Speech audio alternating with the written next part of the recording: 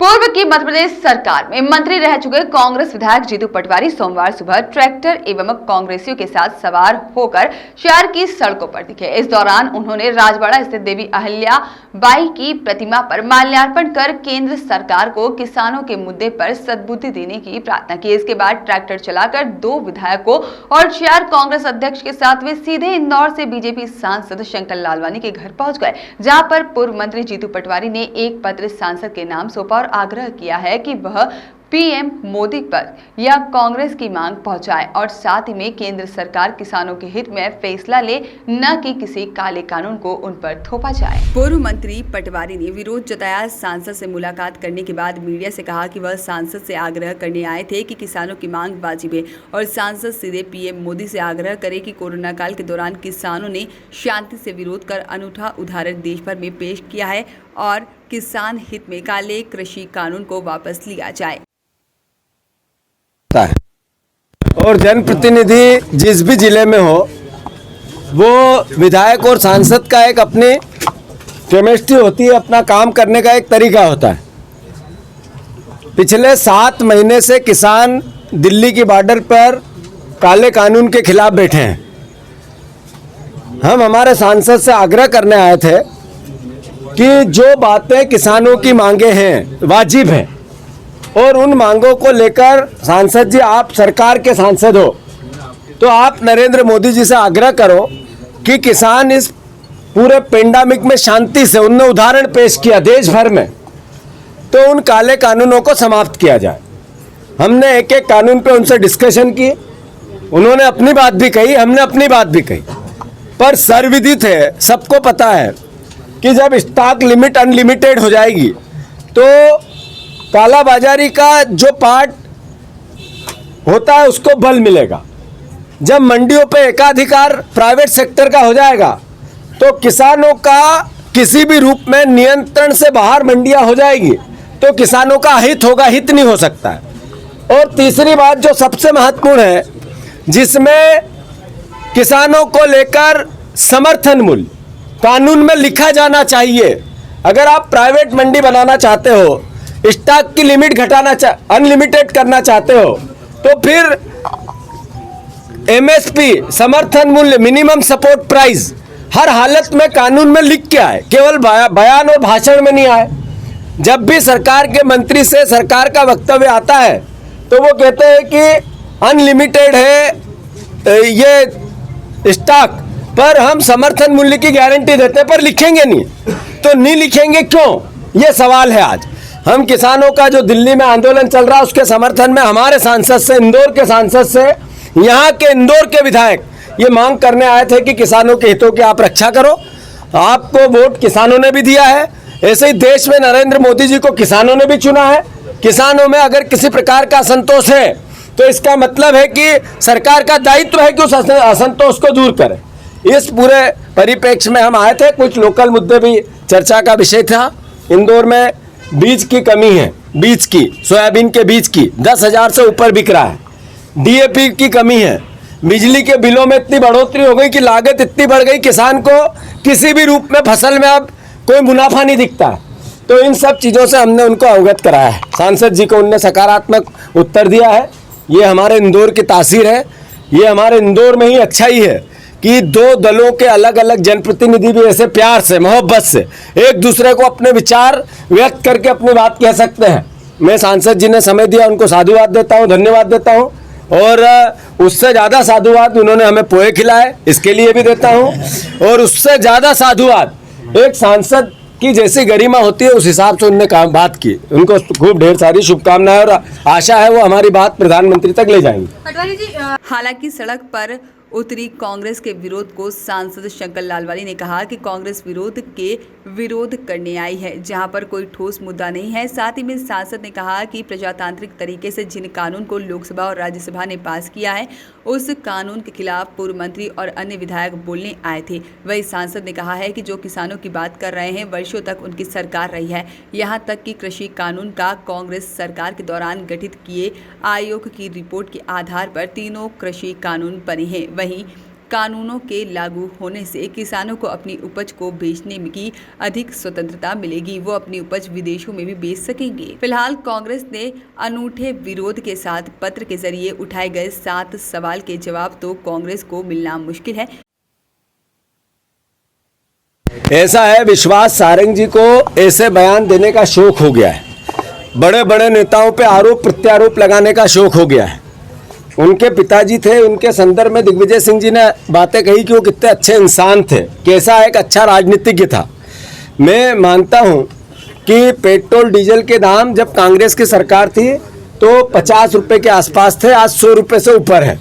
तो विश्वास सारंग जी ने जब ये बात कही होगी तो मुझे अंदाज है होश से हवास में वो होंगे नहीं, क्योंकि होश में होते तो ऐसी बात नहीं कहते। पीडी शर्मा जी का कहना है कि दिग्विजय सिंह जी के कारण ही मध्य प्रदेश भी गर्त में गया है और कांग्रेस भी गर्त में जाती जा रही है। 18 साल की भारतीय जनता पार्टी की सरकार है। मेरे मुख्यमंत्री शिवराज सिंह चौहान यहाँ मुख्यमंत्री कई लंबे समय से है। जितने भी गर्त में वीडी शर्मा जी ने स्वीकार किया, उनको साधुवाद कि शिवराज सिंह जी के कार्यकाल में मध्य प्रदेश गर्त में गया। ये वीडी शर्मा ने अगर स्वीकार कर लिया तो उनको साधुवाद। ये तो पता चली गया कि बीजेपी के लोग भी ये कहते हैं कि इनके कार्यकाल में गर्त में गया मध्य प्रदेश। अब बस आज का हो गया। लेकिन अब सवाल तो यह उठता है कि जब कांग्रेस को यदि किसानों का समर्थन करना था तो दिसंबर में ही कर देना था। यह बात साफ कर रही है कि विरोध का विषय और समय की प्रासंगिकता का भाई एरिया उसे भुगतान में कांग्रेस पिछड़ी नजर आ रही है। विभिन्न किसानों को मुद्दों को लेकर उन्होंने कुछ मांगे हैं उनकी और कितनी वाजिब मांग गई हैं? देखिए, मुझे लगता है कि वो विरोध के लिए विरोध करने आए थे, कोई ठोस मुद्दे नहीं थे। और जिस कानून को लोकसभा और राज्यसभा ने पास किया है प्रजातांत्रिक तरीके से, उस कानून के खिलाफ वो बोलने आए थे। और जो किसानों की बात करते हैं, वर्षों तक उनकी सरकार रही, सबसे ज़्यादा राज उन्होंने ही किया है देश में, और उसके बाद भी किसानों की ये हालत क्यों हुई है उनसे पूछना चाहिए। मेरा ऐसा मानना है कि हमारी भारतीय जनता पार्टी की माननीय मोदी जी के नेतृत्व में जो केंद्र में सरकार है, वो पिछले कई वर्षों से किसानों के हित के लिए, किसानों के उत्थान के लिए लगातार काम कर रही है। और उसी के ध्यान में रखते हुए पिछले वर्ष ये 3 कानून जो किसानों के हित में है, और ये तो जो आयोग उन्होंने गठित किया था उनके समय, उनकी रिपोर्ट के आधार पे ये कानून बने हैं, जबकि ये उनको ही लागू करना था। उनके समय का आयोग है, उन्होंने ही रिपोर्ट दी थी। और मोदी जी के नेतृत्व में ये किसान के हित में जो कानून हुए हैं, अब किसान पहले ये कंपलसरी था कि अपनी उपज को वो मंडी में बेचता था, लेकिन अब उसको सभी ऑप्शन खुले हैं। वो चाहे तो मंडी में बेच सकता है, वो चाहे तो बाहर बेच सकता है। पहले मंडी में उसका था कि मंडी में बेचना है, अब तो इस शहर में बेच सकता है, दूसरे शहर में बेच सकता है, दूसरे राज्य में बेच सकता है, और यहाँ तक कि दूसरे देश में बेच सकता है। तो अब हमने अभी किसानों का एक सम्मेलन करा था जिसमें विदेश में किस प्रकार से वो अपने उपज को बेच सकते हैं। जो टमाटर 5 रुपये, 7 रुपये, 20 रुपये में 5 रुपये मिलते हैं, वो हमें घर आते 20 रुपये और विदेश में 80 रुपये, 100 रुपये में बिकते हैं। तो हमारा ये कहना है कि किसानों को ओपन मार्केट होना चाहिए। आज कोई भी वस्तु हम खरीदने जाते हैं बाजार में तो ओपन मार्केट है, हम चाहे यहाँ से लें, हम चाहे वहाँ से लें। तो ये तो होना चाहिए कि किसानों को खुला मार्केट देना चाहिए, उसकी मर्जी कि वो मंडी में, वो ऑप्शन है, मंडी में देना चाहते मंडी में, बाहर देना चाहते बाहर। और दूसरा, कहीं कहीं पहले से ही चल रहा था कॉन्ट्रैक्ट फार्मिंग का, उन्होंने एक बात का विरोध किया कॉन्ट्रैक्ट फार्मिंग का। मेरा ऐसा मानना है कि उनकी कांग्रेस की सरकार है, उनके समर्थक की सरकार है साउथ में, वह कॉन्ट्रैक्ट फार्मिंग पहले से ही चल रहा है। हमारे मध्य प्रदेश में भी हमारे पास वाले ज़िले में कॉन्ट्रैक्ट फार्मिंग चलता रहता है। वहाँ फार्मर से कॉन्ट्रैक्ट कर लेते हैं पहले से ही। और ये जो कॉन्ट्रैक्ट की उनको जो कन्फ्यूजन है कि किसानों उसमें दब जाएंगे, वो किसानों का हित नहीं रहेगा। इस कॉन्ट्रैक्ट फार्मिंग में सबसे ज़्यादा अगर हित रखा है तो किसानों का रखा है, किसानों को ऊपर रखा है। किसान के हिसाब से कॉन्ट्रैक्ट होगा, और कॉन्ट्रैक्ट को जमीन का नहीं होगा, कॉन्ट्रैक्ट होगा फार्मिंग का, जो उपज वो कर रहा है उसका कॉन्ट्रैक्ट होगा। तो मुझे लगता है ये किसानों को गुमराह कर रहे हैं। और बात कर रहे थे कि मंडी में टैक्स कम आएगा। अरे भैया, मंडी में टैक्स तो शिवराज सिंह चौहान जी ने कम किया ना, 50 पैसे, 2 रुपये था तो। और ये जो आंदोलन की बात है, इसके पीछे कौन लोग हैं?